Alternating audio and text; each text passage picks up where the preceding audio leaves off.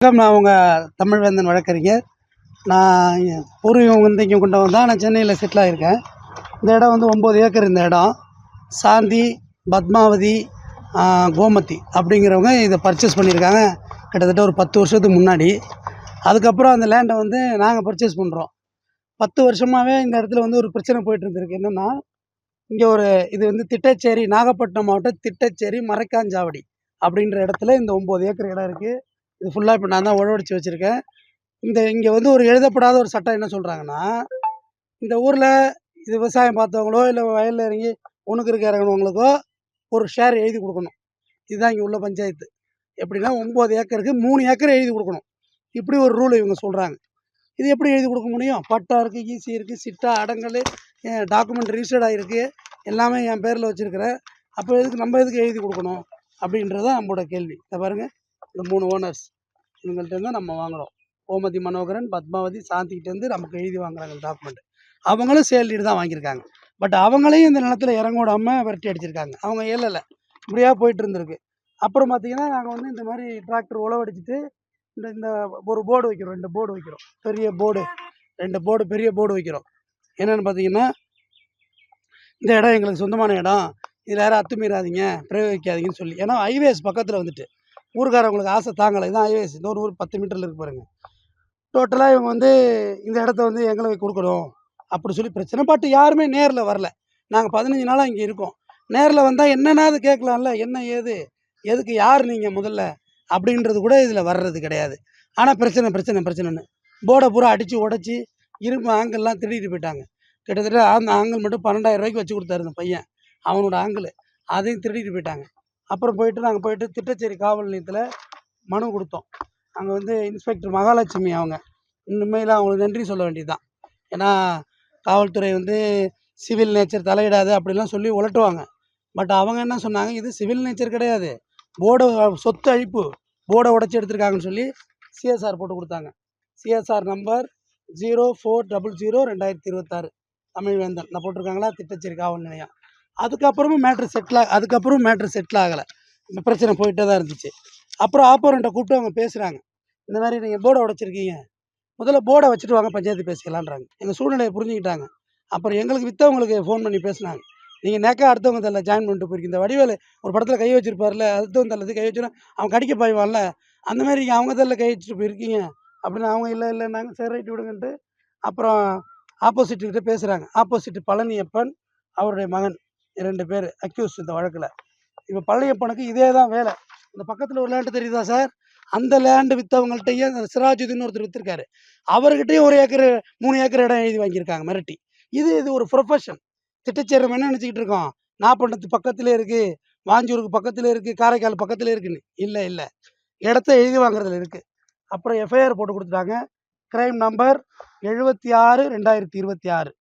ஓகேவா, பாரதிய நாய ஸ்ட்ரக்சர் சட்டம், பிஎன்எஸ், நாகப்பட்டினம் டிஸ்ட்ரிக்ட், திட்டச்சேரி காவல் நிலையம் எஃப்ஐஆர் போட்டு கொடுத்துட்டாங்க. இது எஃப்ஐஆர் வாங்குறதுக்குள்ள நாங்கள் பட்ட பாடு இருக்குது பாருங்கள். அவ்வளோ தலைவலி கொடுத்து அக்யூஸ் 3 பேரை, ஒரு நிமிஷம் இருங்க. அக்யூஸ் வந்து தமிழ்வேந்தன், சரவணமுத்து கம்ப்ளைண்ட்ரு. அக்யூஸ் வந்து பழனியப்பன் சன்னா பாண்டியன் முதல் அக்யூஸ்டு. அடுத்தது ராமமூர்த்தி சன்னா பழனியப்பன் 2வது அக்யூஸ்டு. 2 பேரும் பனங்குடி வில்லேஜ் சார்ந்தவங்க, நாகப்பட்டினம் மாவட்டம். சன்னியாசி பனங்குடி, அங்கே அந்த முழு பேர் சன்னியாசி பனங்குடி, நாகப்பட்டினம் டிஸ்ட்ரிக்ட். போட்டு சொத்து அளித்த விவரம் தெளிவாக போட்டு ஆக்டெல்லாம் போட்டு, இது புலையன் 281 4 282 1, 283 2, 284 1, 285 2, 287 2 போட்டு எஃப்ஐஆர் போட்டு அழகாக போட்டாங்க. இடம் தொடர்பாக அருள்குப்பரசாமி மாமா அறக்கட்டளை, அழகாக என்னோடய அறக்கட்டளை நான் ட்ரஸ்ட்டு வச்சுருக்கேன். யார் பணத்துலேயும் வாங்கினதில்லை, என்னால் முடிஞ்சதாக செய்கிறோம். சரி, நம்ம இதை ஒரு இன்வெஸ்ட் பண்ணி இதை ஒரு ப்ராப்பர்ட்டியாக மாற்றலாம் அப்படின்ற ஐடியாவில் தான் நம்ம வந்தது. ஆனால் இவங்க கொடுக்குற குடைச்சல் இருக்குது பார்த்தீங்களா, அவ்வளோ மோசம். நம்ம என்ன நினச்சிட்டு இருக்கோம், டவுனில் தான் ப்ராப்பர்ட்டி லிட்டிகேஷன் பண்ணிவிடுவாங்க, கிராமத்துலலாம் கிடையாது அப்படின்றாங்க. ஆனால் இங்கே அப்படி இல்லை. டவுன்லேயும் நடக்குது, கிராமத்தில் அதை விட மோசமாக நடக்குது. திடீர்னு ஊருக்காரங்க வந்துடுறாங்கங்க, ஒரு 10-20 பேர் உடையாந்துட்டு ஓய்னு கத்துறது, அடிக்க விரட்டுறது, இது மாதிரி பிரச்சனை. இந்த மாதிரி தான் பண்ணுறாங்க. இவங்களோட லைஃப் ஸ்டைலே இப்போ வந்துடுவாங்க. ஒரு 5 நிமிஷம் திப்பு திப்புன்னு பைக் எடுத்து வருவாங்க. வந்து இடத்த சுற்றுவாங்க யார் இடம் இடம்பாங்க. வா உன்னிட்ட டாக்குமெண்ட் இருந்துன்னா, இப்போ நான் பூடகத்தை மட்டும் சொல்கிறேன், டாக்குமெண்ட் இருந்துச்சுன்னா சொல்லுங்கள், நான் இடத்த கொடுத்துட்றேன்னு சொல்கிறேன். எந்த டாக்குமெண்ட்டும் கிடையாது, எந்த ஆவணமும் கிடையாது. ஆனால் மிரட்டி காலத்தை ஓட்டுறது. இது ஒரு பொழப்பாங்க இது? ஒரு இன்வெஸ்டர் ஊருக்கு வந்தால் தானே ஊர் விளங்கும். ஒரு பள்ளிக்கூடம் கட்டுறான், ஒரு சிபிஎஸ்சி பள்ளிக்கூடம் கட்டலாங்கிற பிளான் வந்தால் தானே ஊர் விளங்கும். இவங்களுக்கு இதே தான் பொழப்புன்னு இந்த ஊரில் சொல்கிறாங்க. எப்படின்னா இது வந்து மறைக்கான் சாவடி, மறைக்காயர்னு சொல்லுவாங்கல்ல, பாவி. இந்த திட்டச்சேரி ஃபுல்லாகவே முஸ்லீம்ஸ் தான்.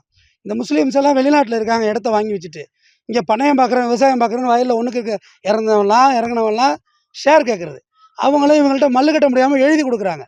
இது மொத்தமாகவே எனக்கு நான் நீதி எப்படி இருந்தாலும் வாங்கிடுவேங்க. நான் நானே வக்கீல், என்ன செய்ய முடியும்? நான் என்ன வேணுமோ பண்ணி நீதி வாங்கிடுவேன். ஆனால் இந்த ஊரோட நிலவரம் வெளில தெரியணும். முதல்வர் விஜய் அவர்களுக்கு ஹேஷ்டேக் பண்ணுங்கள். இது இப்படி இருக்குது, இப்படி ஒரு சுச்சுவேஷன். இந்த ஊர் வில்லேஜ் இருக்குது, திட்டச்சேரி இருக்குது. இந்த இது எழுதப்படாத விதி. போய் கேட்டால் சிவில் நேச்சருங்கிறது, இங்கே உலட்டி விடுறது, போய் ஒரு சிவில் சூட்டோ, இதில் எந்த சூட்டும் கிடையாது. சூட்டு பெண்டிங் எதுவுமே கிடையாது இல்லை. ஆனால் இவங்க ஒரு சூட்டை போட்டுடுறது, ஒரு ஓஎஸை போட்டுவிட்டு போய் சாமி சுற்றி கிடக்கிறது. இது எவ்வளோ நாளைக்கு இன்வெஸ்ட் பண்ணி கோடிக்கணக்கில் முதலீடு பண்ண நிலமை என்ன? எத்தனை கோடியை அழிச்சுட்டு உட்காந்துருக்கு. ஒரு கொஞ்சம் மனசாட்சி இருக்கா? இப்போ இவ்வளோ எஃபோர்ட் நம்ம எடுத்திருக்கோம். 10 வருஷமாக அந்த முதல் ஓனர் இருக்காங்கல்லங்க, கோமதி, சாந்தி, பத்மாவதி, இந்த இடத்துல கூட அவங்க காலை வைக்கலைங்க. விரட்டி அடிச்சிருக்காங்க. ஒரு 3 பெண்களுங்க, அவங்க அடித்து விரட்டி அடிச்சிருக்காங்க இந்த ஊரில். ஆனால் இன்றைக்கி உங்கள் படம் எங்களிடம் ஓடாது. நாங்கள் சட்டப்படி தான் போகிறோம். நாங்கள் ரவுடியெல்லாம் கிடையாது, குண்டாஸ் கிடையாது. நான் தனியாக தானே நிற்கிறேன். பத்திரிகையாளர்களே, என் கூட ஆட்களாக வைத்திருக்கிறேன். தனியாக தான் நிற்கிறேன்.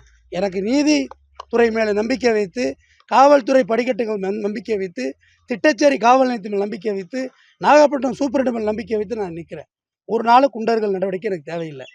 ஆனால் அவங்களுக்கு இந்த பொழப்பாகவே இந்த பக்கத்து வயல்கிட்ட எழுதி காமிக்க அப்படியே கேட்குறாங்க. நீ ஊருக்காரவங்க, நீ எழுதி கொடுக்காம போயிடுவீங்களா பார்ப்போம் அப்படின்னு வெளிப்படையாக கேட்குறாங்க. அப்போ இதுக்கு மேலே என்ன நீதி இருக்குங்க சொல்லுங்கள்?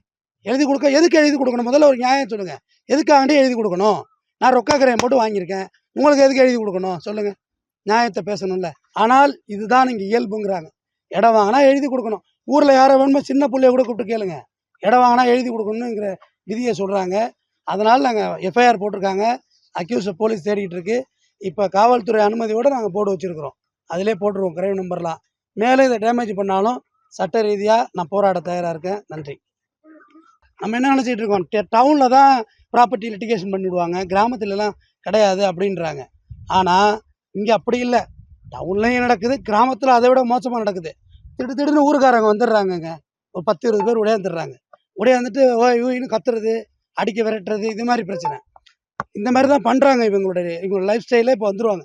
ஒரு 5 நிமிஷம் திப்புன்னு பைக் எடுத்து வருவாங்க. வந்து இடத்த சுற்றுவாங்க. யார் இடம்பாங்க.